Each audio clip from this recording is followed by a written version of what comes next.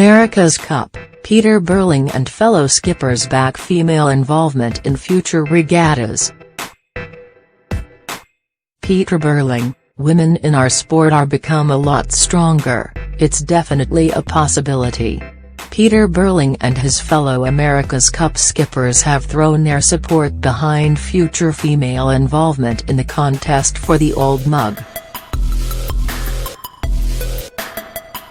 No women are part of one of the 6 racing crews for the event in Bermuda, and female participation has been limited throughout the years in one of sport's oldest competitions. Kiwi Leslie Ignat was a pioneer in this regard and is still the only woman to helm an America's Cup boat, skippering Mighty Mary as part of the America 3 Syndicate's all-female crew at the 1995 regatta in San Diego. Kiwi sailor Leslie Ignat at the wheel during the 1995 America's Cup in San Diego. Team New Zealand skipper Burling came through the Red Bull Youth America's Cup Series, where this year 2 women were part of crews. Asked after the latest round of the qualifying series on Thursday, Friday NZ time, if the high-tech catamarans used in the Cup could one day have female skippers, Burling was clear on his thoughts. "Yay, there is no reason why not," the Olympic champion said.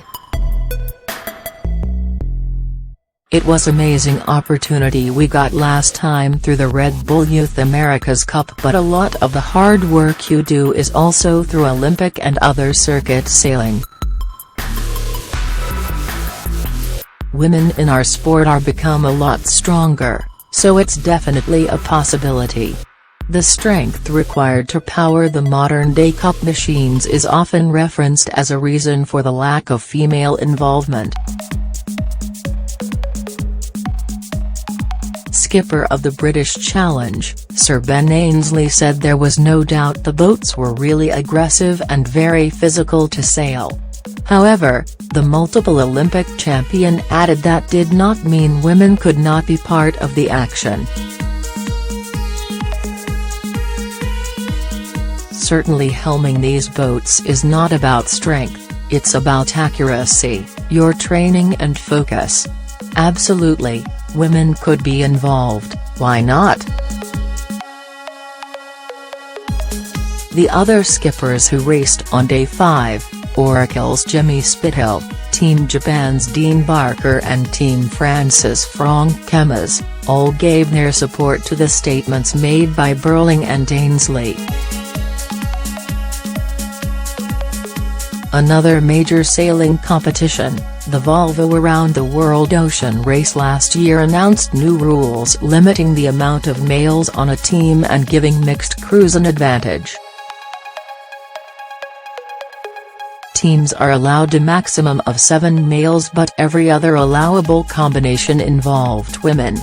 Crews could also be 7 men plus 1 or 2 women, 5 men plus 5 women, 7 women plus 1 or 2 men, or 11 all women. "The Volvo has made a massive step that way and is giving some pretty good opportunities," Burling said. "But it is something that probably needs to be looked at. For our team, it's great how we now have a fair few females in our design team and around team.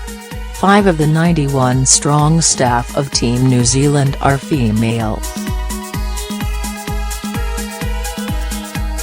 Several prominent Kiwi sailing figures, including Ignat and Olympic champion Jo Ayla, also spoke last month on the topic of women competing in the America's Cup.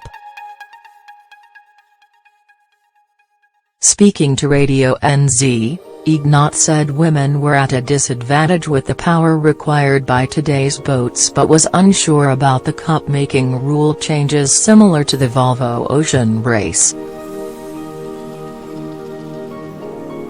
Ayla, winner of gold at the London 2012 Games and silver in Rio last year, said it was about developing opportunities for women to get the experience needed to be in contention to be on a cup team.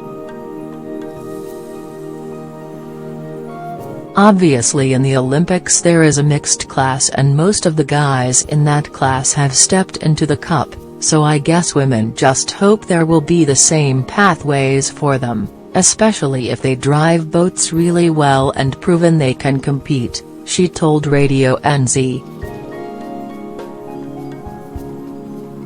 I guess it would be nice if there was a way that women could get to the same level, but there is no opportunity to prove yourself. Women will never get there without experience or learning, but there is nowhere for us to get that.